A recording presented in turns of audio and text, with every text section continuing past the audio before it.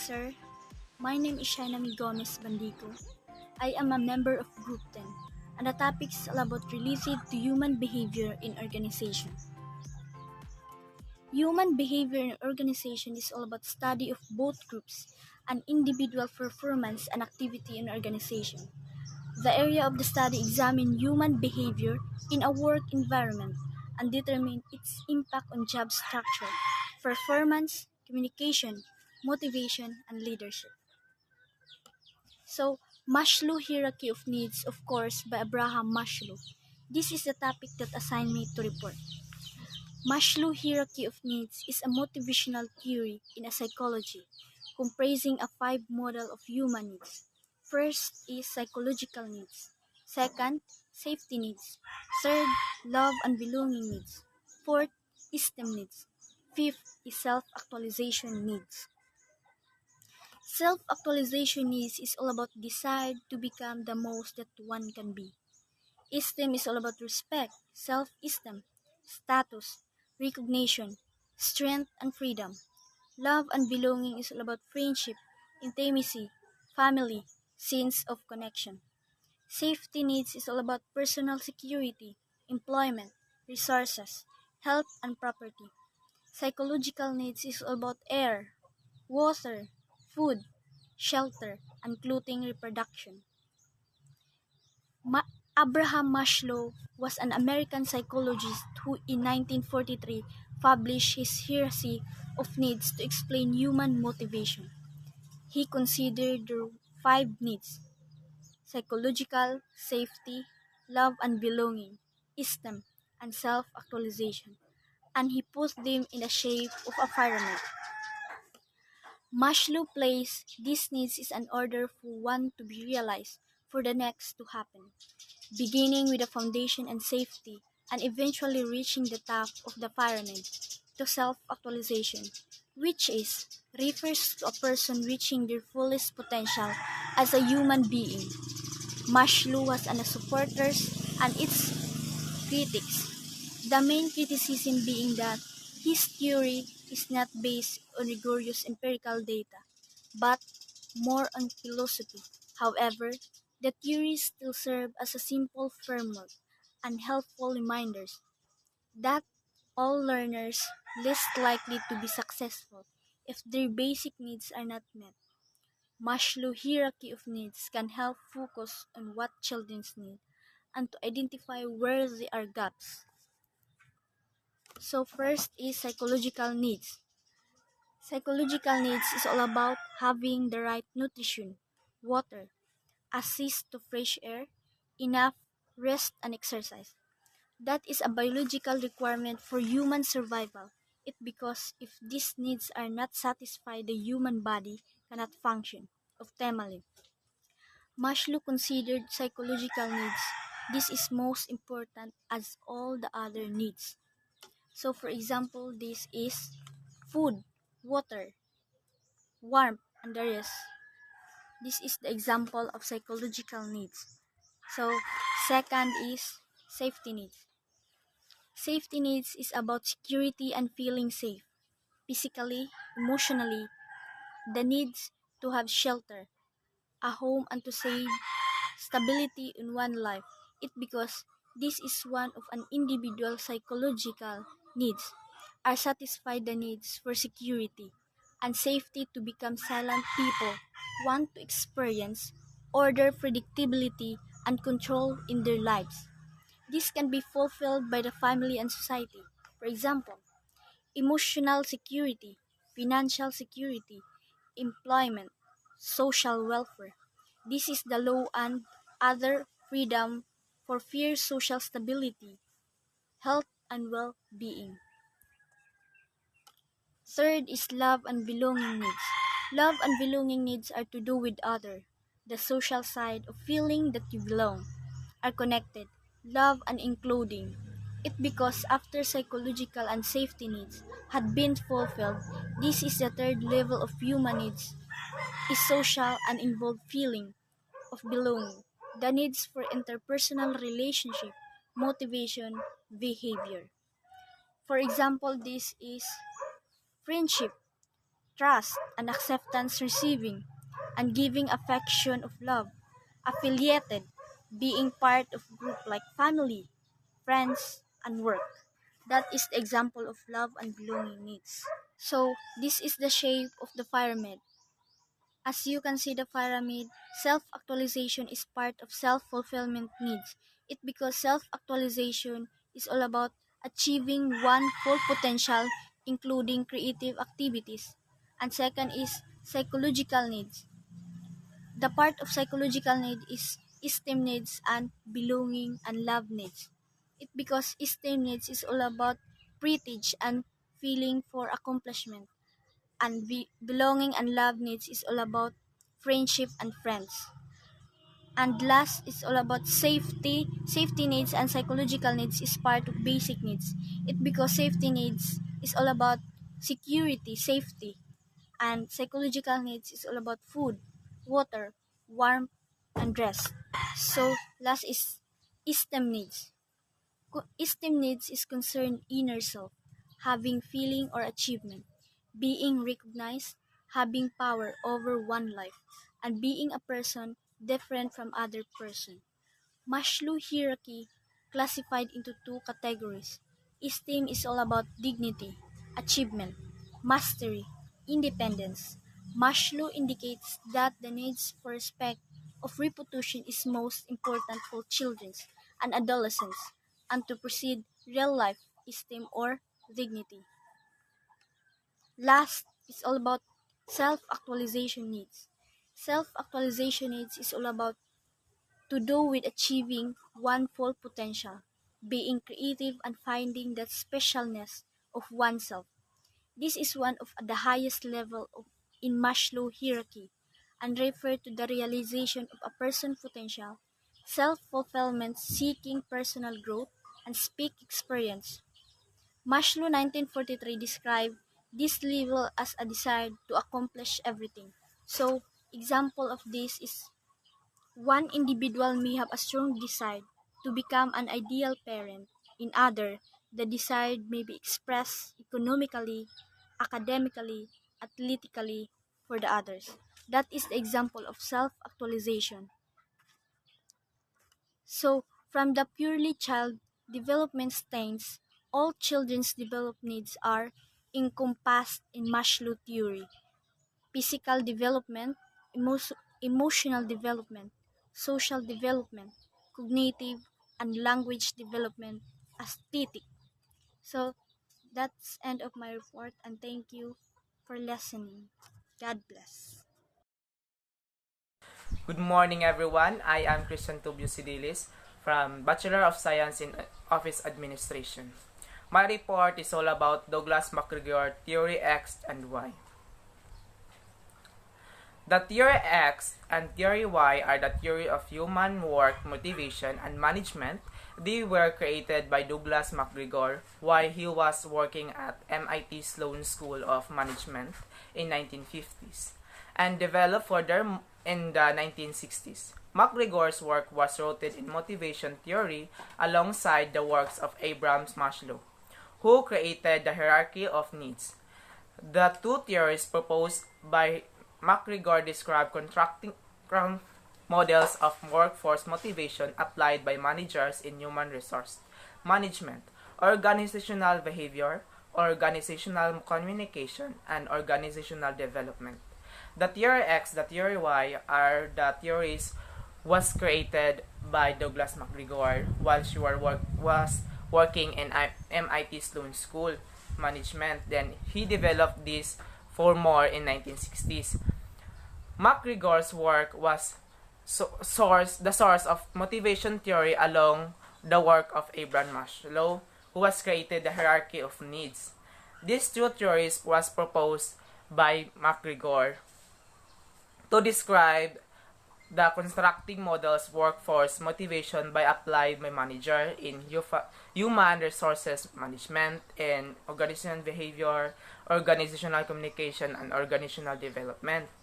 So, next, management use of the Theory X and the Theory Y can affect employee motivation and productivity in different ways, and the manager may choose to implement strategies from both theories into their practices. So ang management magpili siya sa theory X o sa theory Y kay kini maka-affect man siya sa mga empleyado nga motivation, and then sa ilahang productivities in different ways sa unsang pamaagi. So ang manager magpili jud siya to implement gikan sa mga theory X o theory Y para sa ilahang mga practices sa ilahang organization. This is the model of McGregor's model of motivation. The Theory X is authoritarian, representative, styled, tight control, no development, procedures, limited, depressed culture. So, ang management nasa sa taas, while ang staff nasa ubos. While ang sa Tier Y, ang management nasa sa ubos, ang staff nasa taas, din na siya sumpay nga araw. Ang Tier Y is liberating the developmental control, achievement, and continuous improvement achieved by enabling, empowering, and giving responsibility. So, next. Ato sa McGregor's and Maslow. McGregor's Theory X and Theory Y and Maslow hierarchy of needs are both rooted in motivation theory. Maslow hierarchy of needs consists of psychological needs, lowest level, safety needs, love needs, esteem needs on self-actualization or higher level. According to Maslow, a human is motivated by the level they have not reached, and self-actualization cannot be met until each of the lower levels has been fulfilled. Assumptions of Theory Y in relation of Maslow hierarchy put an emphasis on employee higher level needs such as esteem needs and self-actualization. Ang McGregor o ang Maslow is the same resources sa silang duha og motivation theory, pero ang Maslow is about of needs consists on psychological needs man about lowest level sa imong safety needs, love needs, esteem needs nimo, actualization or kanang higher level nimo. So para ni Maslow, ang tao kay motivated siya by level bisag wala pa nila bang by level kay wala pa man nila na reach ang ilahang self-actualization. So ang self-actualization cannot be met until the lower levels has been fulfilled. So ang self-actualization dili siya ma-meet kung dili pa ma-reach ang lower level, kung dili pa ma-fulfilled nila. So ang assumption of theory in relation of Maslow hierarchy put an emphasis on employee high level needs such as esteem needs and self-actualization. So ang theory Y is related ra siya sa self-esteem needs nimo and self-actualization. So McGregor also believed that self-actualization was higher level of reward for employees. He theorized that the motivation of employees used to reach self-actualization allows them to reach their full potential. McGregor's perspective places responsibilities for performance on manager as well as subordinates. Si McGregor's nituor siya sa that ang self-actualization kay mo jud na ni siya may kinatas ang level nga reward para sa mga empleyado, and he theorized so siya mo inagkuan nga ang motivation sa employees ma-reach to reach self-actualizations is i-allow nila ang ilahang mga full potential, ang ilahang mga strength dapat ilahang i-boost. So si McGregor's perspective place the responsibility for performance on manager as well as the subordinates. So si McGregor's iyang point of view sa iyang responsibilities of for performance on manager as well as the subordinates. So dapat ang manager will mo'y sundon sa mga iyang co-workers. Mara na akong report and thank you. Will be followed by Pinky to continue the Douglas MacGregor's theory. Good morning, sir. Good morning, classmate. My name is Pinky or Hugh. This is the continuation of Douglas MacGregor, the Theory X and Theory Y. Theory X. Theory X is based on assumptions regarding the typical worker. This management style assumes the typical worker has little ambition, avoids responsibility, and is individual goal-oriented. In general, Theory X managers believe their employee are less intelligent, leisure, and work solely for sustainable income. Managers who believe employee operate this manner are more likely to use rewards or punishment as motivation. Theory X managers believe all actions should be traceable to the individual responsible. This allows the individual to receive either a direct reward or reprimand depending on the outcomes, positive or negative nature. This managerial style is more effective when used in a workforce that is not essentially motivated to perform. Theory X versus the approach, meaning it is management versus the employee. So, the concept of Theory X and Y was developed by social psychology Douglas MacGregor. So it described two contrasting set of assumptions about their people. So ang Theory X, mao ni ang mga tawo nga dili interesado sa ilang trabaho, then gagmay ra pud sila mga ambition and unwilling to take responsibility. Kuan sila, dili sila interesado sa ilang responsibilidad as a worker. So mao ni siya ang Theory X. Theory Y. Theory Y managers assume employees are internally motivated, enjoy their job, and work to better themselves without a direct reward in return. This manager view their employee as one of the most valuable assets to the company, driving the internal working of the corporation. Employee additionally tend to take full responsibility for their work and do not need close supervision to create a quality product. It is important to note, however, that before an employee carries out their tasks, they must first obtain the manager's approval. This ensures work stays efficient, productive, and in line with company standard. Ang Theory Y mao ni ang mga tawo nga self-motivated and enjoy the challenge of work.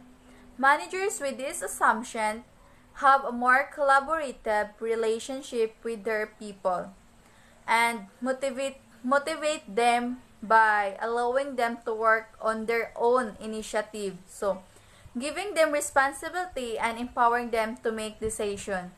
So, mao na siya Theory Y. Choosing a management style. For MacGregor, Theory X and Theory Y are not opposite ends of the same continuum, but rather two different continua in themselves.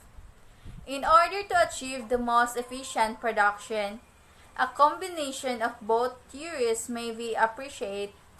This approach is derived from Fred Fiedler's research over various leadership styles known as the Contingency Theory. This theory states that managers evaluate the workplace and choose their leadership styles based upon both internal and external conditions presented. Managers who choose the Theory X approach have an authoritarian style of management. So, ang Theory X and Theory Y are not opposite, and they have different responsibilities and also known your strength. So that's all. Good day, sir. My name is jst.krnfrnc and I'm going to report the behavioral theory. So what is the behavioral theory? The behavioral theory or the behavioral learning is a popular concept that focuses on how students learn. Behaviorism focuses on the idea that all behavior are learned through interaction with the environment. This learning theory states that behaviors are learned from the environment and says that innate or inherited factors have very little influence in behavior. So the common example of behaviorism is positive reinforcement. So the positive reinforcement is the key in behavioral learning theory. Without the positive reinforcement, students will quickly abandon the response because they don't appear to be working.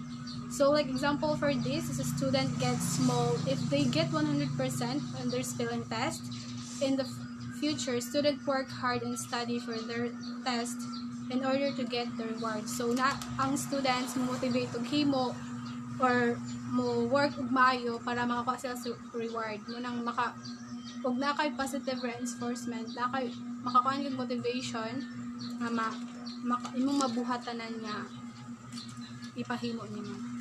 So behaviorism learning theory. The behavioral learning theory and the social learning theory is the key in understanding how to private and help students. Information is transferred from teachers to learner from a response to the right stimulus. Students are passive participants in behavioral learning. Teachers are giving them the information as an element or stimulus response. So, behaviorism is what teacher is one of the elements. Kay ngano kay ang teachers mo tudlo pod sa mga estudyante na unsa ang sa pag-ilahang behavior sakto ba ilang behavior.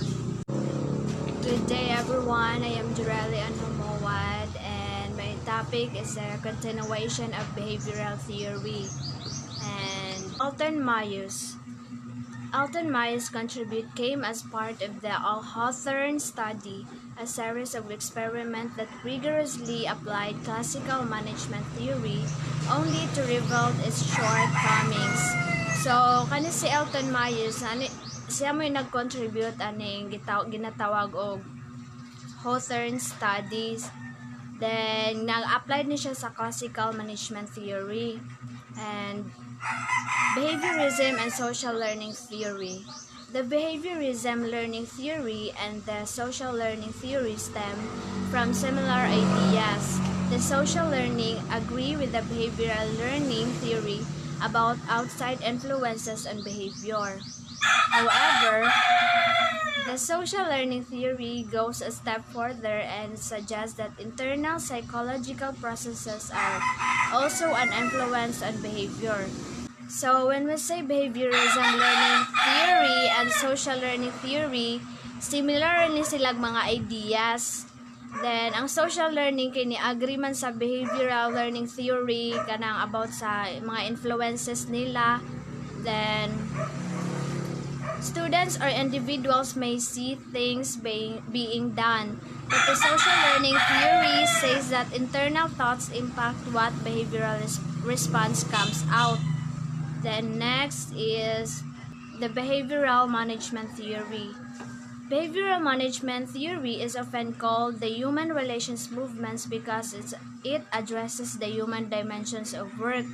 So when we say behavioral management theory, ginatawag ni siya og mga kanang human relations movements. Kana bitaw nga kanang mo interact bitaw ta sa laing tawo.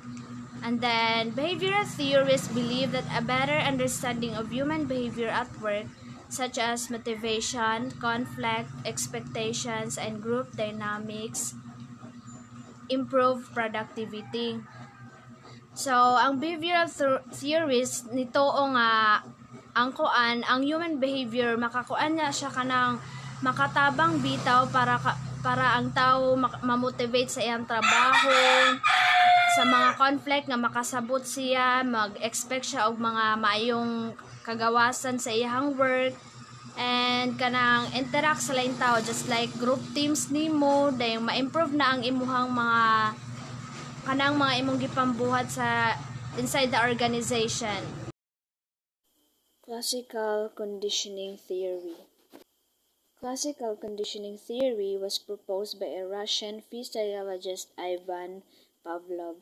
So si Ivan Pavlov ang nagpropose ani nga classical conditioning theory. According to this theory, behavior is learned by a repetitive association between the response and the stimulus. The classical conditioning theory is based on the assumption that learning is developed through the interactions with the environment. So kung maingon tang learning is developed, kana ba ganing kanang makakaton tawag unsaon nato pag-develop kanang mo interakta sa ubang tawo or sa atong palibot. Also, the environment shapes the behavior and internal mental states such as thoughts, feelings, emotions. Here, an organism learns to transfer response from one stimulus to a previously neutral stimulus.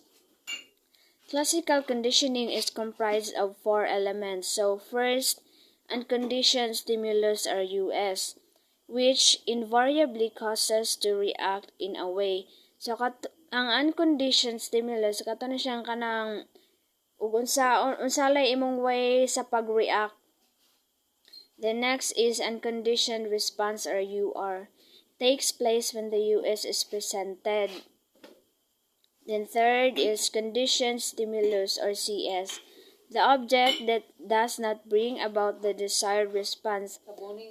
Kana ba ganing kanang wala kanang dili nimo desire nga mo response niya kanang palitan na pugos ra bitaw ka. Conditioned response or CR. A particular behavior that an organism learns to produce when the CS is presented. Classical conditioning refers to learning that occurs when a neutral stimulus, like for example, tone, becomes associated with a stimulus that naturally produces a behavior. So, pananglitan sa tono.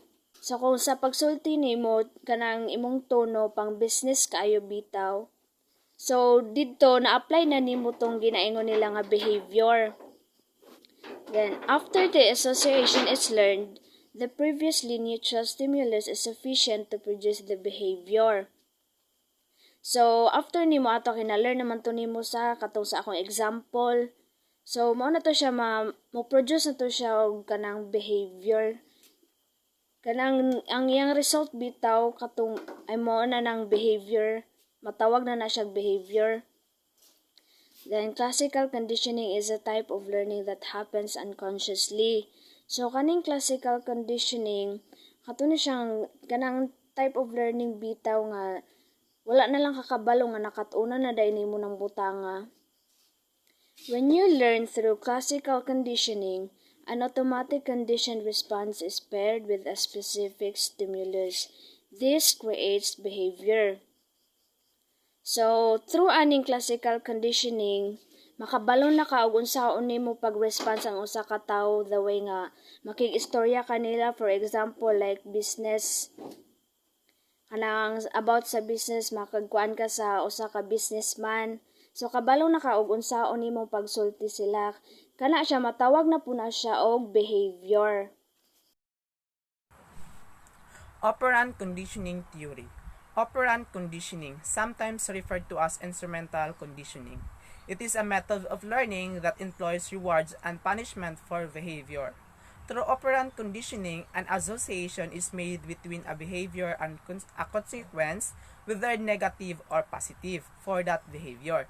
So, ang operand is a method, mo na siya method nga gigamit para makagama og rewards or punishment sa imuhang gipakita sa imuhang kauban. Beta something pananglitan nagpakita ka og dili maayo nga behavior sa imong kauban, hatagan kanila og punishment. So ang operand conditioning theory is nagama ni siya tungod sa behavior and tungod sa imong behavior og sa imong consequences, whether with it or negative or positive ba ang imong behavior. Although operant and classical conditioning both involve behaviors controlled by environment stimuli. So ang operant ug ang classical is involved siya sa behaviors. nga gikontrol sa environmental stimuli. Ang stimuli kay something to cause to happen or something that to develop or more become an active.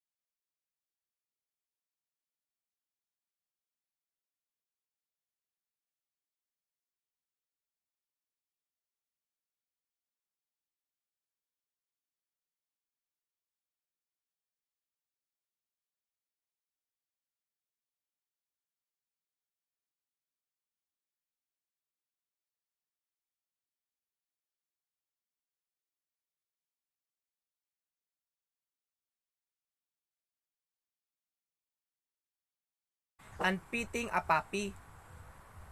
That's all. Social learning theory. What is social learning theory? Social learning theory emphasizes that people learn by observing other persons or model whom they believe are credible and knowledgeable.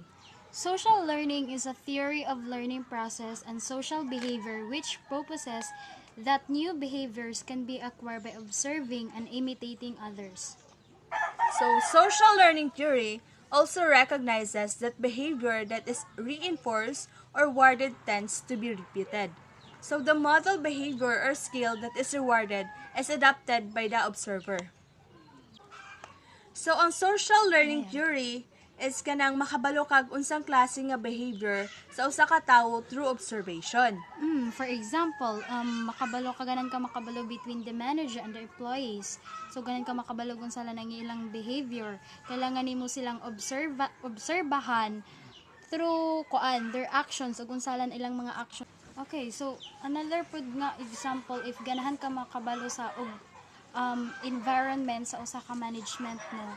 Depende sa unsang klase nga behavior ang gipakita sa manager sa iya nga employee panalitan kanang ang manager sige nga mainiton kaayo or kanang dili siya active na kuan kay panitan for example na siya problema so gidala niya sa trabaho. So ang mga employee pod, di ba? Ang mga employee mura pug makuan pod nila nga ay mawad-aga na ang mga employee sa di ba kay ma-adapt man gud nila unsalan ang kuan silbi ang manager mo na sila may role model so ug maghatag ni sila og sakto nga kanang ug magdala sila og good ang ilahang leadership so mao po ni makuan sa imong employee mao po ni makuha so ang imong gipakita sa imong mga employee nga kanang kuan ka dili ka active or kuan o behavior lain so mao po na palitan og na nang sa usa ka bata no magdako siya sa usa ka pamilya nga kanang pamilya nga siging gaaway gubot so madala na niya pagkadako maybe kuan pagdako sa bata no mo kuan siya kanang introvert Ma-adapt siya niya ang behaviors iyahang mga ginikanan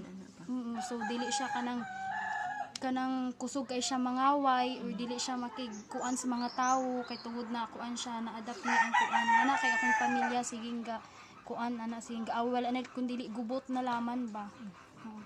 So according to social learning theory no there are two kanang gigikanan ang pag-learn nimo og new skills or behavior sa usa ka tawo. Either directly experiencing the consequences of using that behavior or skill like kanang kabalo na ko sa iyang behavior kay tungod nagkakauban nami nagkahalubilo nami daan so makabalo ko og unsay klase siya nga behavior ug unsalay na ang skills nga naa niya through experience na mundo ha. And then the second is kanang the process of observing others and seeing the consequences of their behavior. So kinahanglan sa ka mag-observe sa uban para ma-notice or ma-discover nimo ang ilahang mga behavior. Self-efficacy is a person's judgment about whether he or she can successfully learn knowledge and skills.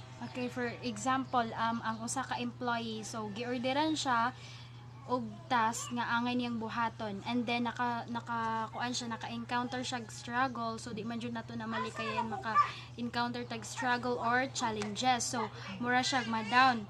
Pero og kanang persigido siya nga iyang buhaton, if naa pa siya confident, di mabuhat niya na nga task, di ba? So og para naay upat ka method natay upat ka method no nga ato ang gamiton para ma-strong ang usa ka self-efficacy sa usa ka tawo.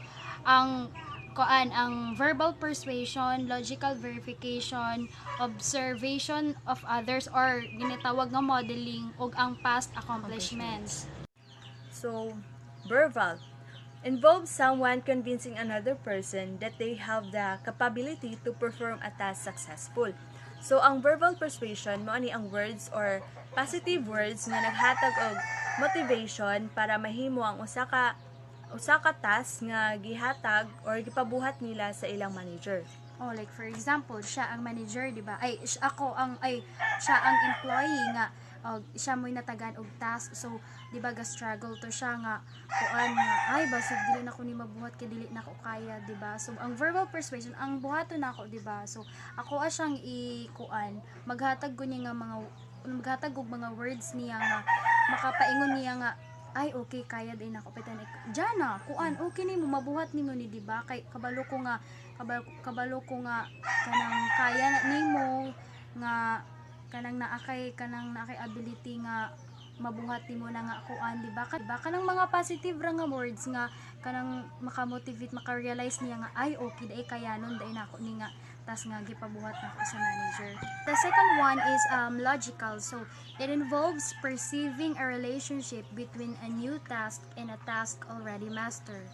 So, for example, kanang usa ka employee niya kaning nakay gusto nga or nakay task nga nga imong gipang kamutan nga gusto ka nga ma-promote in a high position. Gipaning kamutan nimong buhaton ng usa ka task because naakay rason nga imo na siyang gipaning kamutan. Rason nga petan kanang dili lang ko ganahan mahimo lang nga employee. So di ba? So kaning kamot ko nga gaak ko nga kunuhay ako ang manager. So di ba? Dili ka magkuan nga ay kutob ako diri sa employee, dili na ko makaya nga maabot ko nga ana nga level nga manager. So di ba? So naning kamot siya nga kuan kaning mabuhat niya na nga task, and then iyahang gikuan nga may expert siya para ready na siya mahimo nga kuan nga petan manager na high value workers. Value workers. And the third one is modeling. It involves having employees who already have mastered the learning outcomes, demonstrate them for training. So when we say modeling, mao ni siya may katong mga tawo nga gipang observeran sa observer. So na-observeran nila nga ang modeling, no, nakakuan na sila kanang ang kuan sila nga behavior or ang resulta sa ilaha nga pagporsige is kanang ilaha na pong sila na po'y mo murag role model sa kuan, sila na po'y mutulo sa bagong trainees. Past accomplishment. So, is something remarkable that has been done or achieved. So, refers to allowing employees to build a history of successful accomplishment. Okay, so for example, di ba, nagkuan ko as an employee, nag-struggle ko nga nagduha-duha ko nga ay dili na ko ni mabuhat nga task. So, ako ang para mabuhat na ako, no, nagdepende tungod sa akong mga accomplishment nga nabuhat sa una, murag nakahatag ni nako pag-build sa akong kagalingon nga ay kaya nako ni na nganong dili nako kaya ni nga task ug dili pa nako ni kaya, wala unta ako'y past accomplishment, di ba? So ug naamang gani ko'y past accomplishment, naamang ko'y na-achieve sa una, samot pa karon nga kuan kanang kaya nako na ako'y daghang na-achieve. Okay, social learning theory naa siya'y kanang upat ka process para ma-reach nimo or ma-achieve nimo o ma-reach nimo ang goals bilang observer sa imong model. So, observer, dili lang ka automatic nga maka-observe sa kuan sa usa ka model. So mag-agi kag upat ka process, and these are the first is the attention, second is the retention, third is the reproduction, and last is the motivation.